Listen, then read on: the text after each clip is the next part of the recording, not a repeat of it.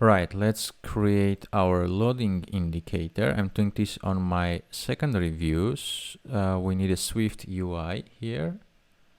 Let's call this loading view.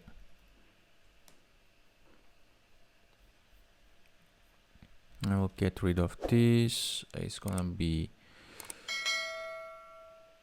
instead of text, I will have a Z stack here.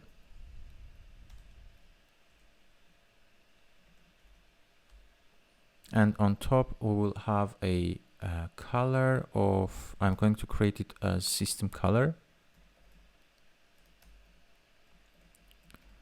Background.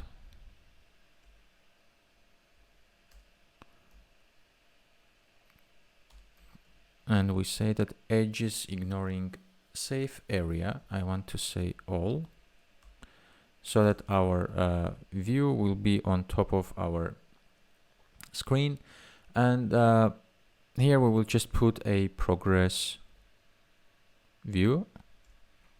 We'll initialize it, and we would just need to give a style, which will be progress view style dot, not dot, it's circular progress view style, and we will initialize this. And I will put a scale factor, scale effect, and can pass a number here, which basically makes it twice as big as normal progress view, the loading bar in our iOS devices. So let's go to our game view here, and instead of having a loading view here, let's just the text loading view, we say loading view, and let's initialize it. Close the left panel, resume.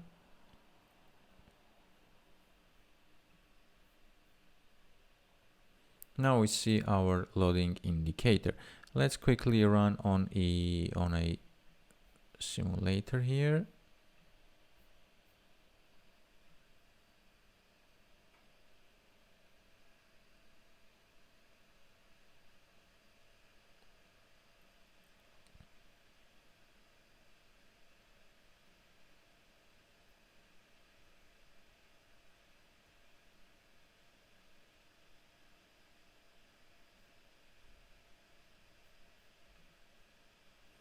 Right, so our loading indicator is working, and our quit is working, and same as our button tabs are working. Okay, so our visual interface, everything, all our elements are here. The rest of the functionality is we have to code.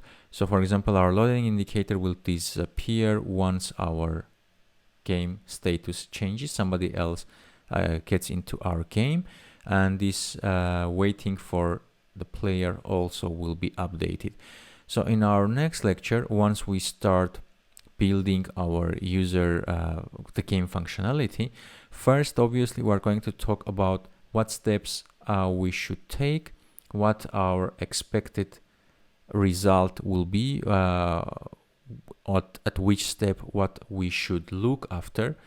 So once we get a visual idea, you may even write these steps down, which will help you to understand how the game logic will work and what steps we need to take at each point of the game in order to make sure that our game logic is working the way we have set it to work. So what we expect from our game to happen at specific point is should be coded in the way that it works properly and as expected, because the game logic I have written is something very simple. We're not going to keep any score, we're not going to have a user object, just an we will have a user object, just an ID, so we don't have a way to see how many games the user has played, how many wins, how many loses, etc., any scores.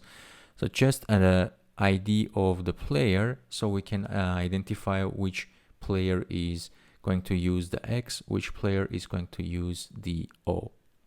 We will not even have a username on our players anyway.